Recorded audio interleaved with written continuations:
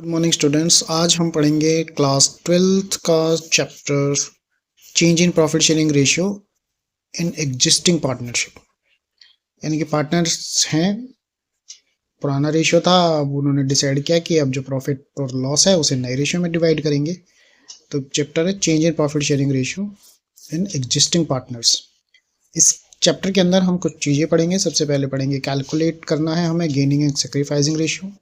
दूसरा है treatment of goodwill देखेंगे इसमें, treatment of accumulated profits and reserves, treatment of workman compensation reserves, treatment of investment fluctuation reserves, treatment of revaluation of assets and liabilities. ये 5-6 चीजें इसमें हम लोगों को पढ़नी है।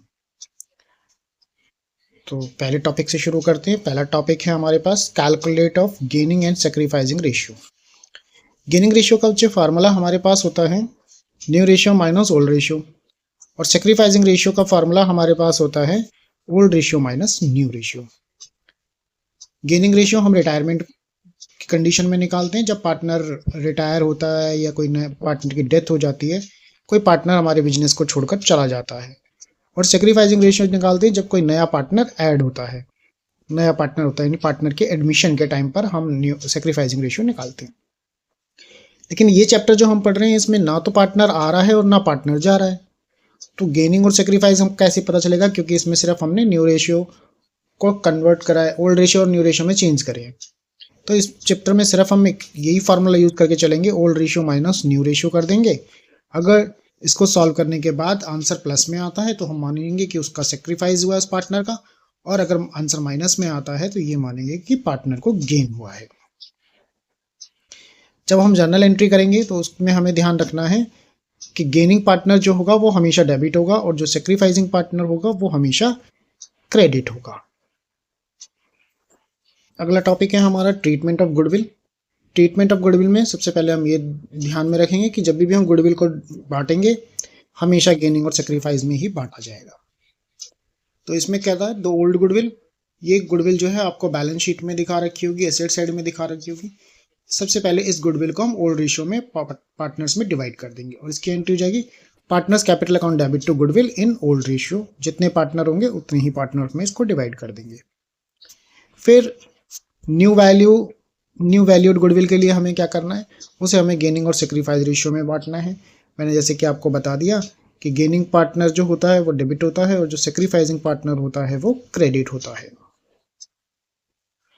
थर्ड पार्ट है हमारा treatment of accumulated profits and journal reserves. Profits जो हमें बैलेंस शीट में गिवन है, जिसे शो किया हुआ है, उसे बांटना है हम लोगों को। तो उसे बांटने के लिए हमारे पास वो दो तरीके हैं। पहला तरीका उसने बोला है, अगर क्वेश्चन में मेंशन है कि if partner want to distribute, अगर पार्टनर इस एक्युमुलेटेड प्रॉफिट और रिजर्व को बांटना चाहते हैं तो उस कंडीशन में क्या करना है, उस कंडीशन में करना है कि accumulated profit account debit to partners capital account, और ये बटेगा ओल्ड रेशियो में। सिर्फ उसी कंडीशन में जब पार्टनर्स इन एक्युमुलेटेड प्रॉफिट्स या लॉसेस को बांटना चाहते हैं तब। लॉस की कंडीशन में ये एंट्री उल्टी हो जाएगी, पार्टनर्स कैपिटल अकाउंट डेबिट हो जाएगा और एक्युमुलेटेड लॉसेस क्रेडिट हो जाएंगे। ये भी सेम ओल्ड रेशियो में ही होगा।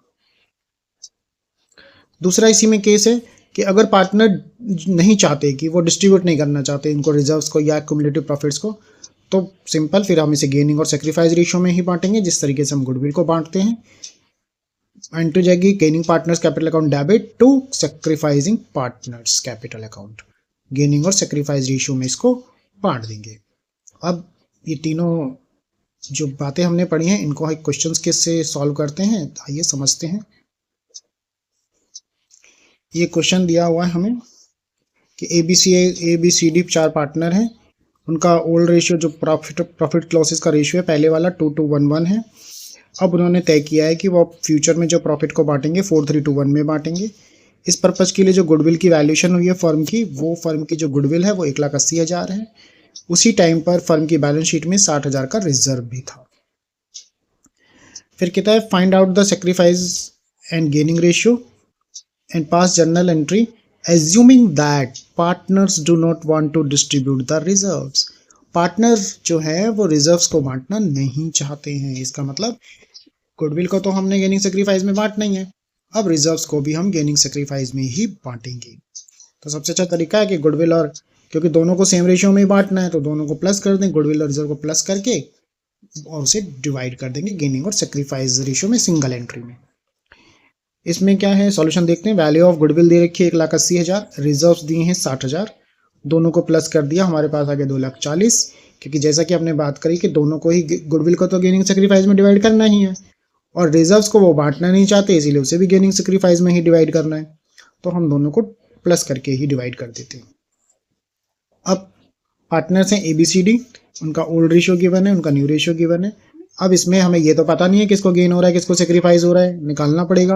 अब अगर हमें पता हो कि किसको गेन हो रहा है तो हम न्यू माइनस ओल्ड कर देंगे, हमें पता हो किसको सेक्रीफाइस हो रहा है तो ओल्ड माइनस न्यू कर दें, लेकिन इसमें हमें नहीं पता कि किसको गेन किसको सेक्रीफाइस हो रहा है, इसीलिए हम अभी एक फॉर्मूला ही लगाएंगे।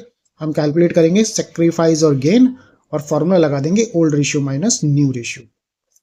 ए का पहले निकाल रहे हैं, ए का ओल्ड रेशियो है 2 और इन सबका सम 6, 2/6 माइनस 4/10, एलसीएम लिया तो इसका आ गया 4/60, इसका नेगेटिव आ रहा है इसीलिए हमने इसको लिख दिया कि इसको गेन हो रहा है, जी फॉर गेन।